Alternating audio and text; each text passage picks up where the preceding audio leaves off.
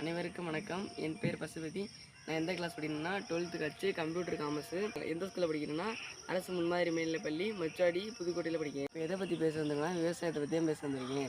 நம்ம நாட்டோட முதுகெலும்பாக இருக்கிறது விவசாயம் தான். அந்த விவசாயத்தை இயற்கையான முறையில் பயன்படுத்துறது மிகவும் சிறப்பானது. உழைக்காமல் ஊதியம் இல்லை, அதே போல் உணவு இல்லாமல் உயிர்கள் இல்லை.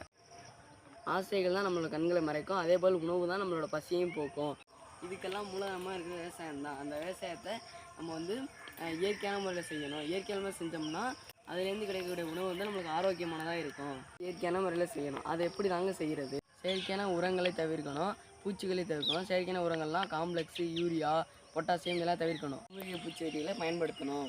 அதை பயன்படுத்துறதுனால பயிர்களுக்கு நல்ல நன்கு செழிப்பும் வளரும். விவசாயத்தை மேம்படுத்தணும். இயற்கையான முறையில் விவசாயம் செய்யணும்னு சொல்கிறீங்க. நீங்கள் இயற்கையான முறையில் தான் விவசாயம் செய்கிறீங்களா அப்படின்னு கேட்டால், நாங்கள் அந்த காலத்துலேருந்து இயற்கையான முறையில் தான் விவசாயம் செய்வோம். நிலத்தில் என்ன பயிரிட்டுருக்கோம்னா நெல் தான் பயிரிட்டுருக்கணும். செயற்கை முறையை பயன்படுத்தாமல் நாங்கள் இயற்கை முறை தான் பராமரிச்சுக்கிட்டு இருக்கிறோம்.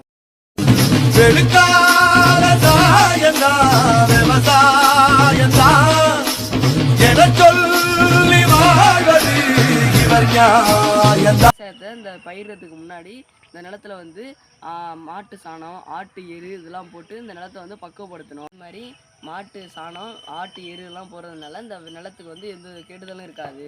நிலத்துல மக்காத குப்பைகளை போடக்கூடாது. பிளாஸ்டிக்கு, நெகிழி பை இதெல்லாம் போடுறதுனால இந்த மண்ணை வளப்படுத்தாது.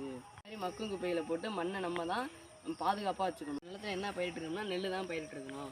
செயற்கை முறையை பயன்படுத்தாமல் நாங்கள் இயற்கை முறை தான் பராமரிச்சுக்கிட்டு இருக்கிறோம். இந்த நெல்லை பயிரிட்டதுக்கு அப்புறமா நாங்கள் எந்த விதமான செயற்கை உரங்களையும் பயன்படுத்தலை. இயற்கையான முறையில் பூச்சிகளை தயாரித்து தான் நாங்கள் இந்த பயிர்களுக்கு தெளிக்கிறோம். இந்த மூலிகை பூச்சிக்கொல்லிகளை நாங்கள் எப்படி தயாரிக்கிறோம்னா மாட்டு சாணம், மாட்டு கோமயம் போன்ற இலைத்தடைகளை வச்சு தான் தயாரிக்கிறோம்.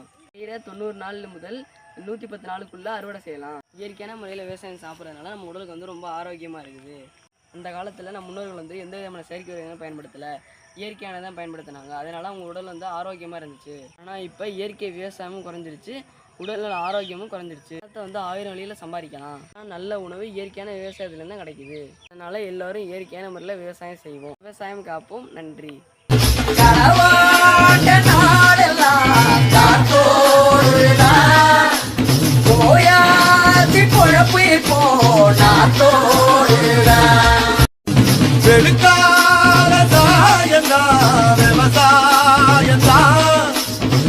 சொல்லி வாழ்வது இவர் நியாயம்தான்.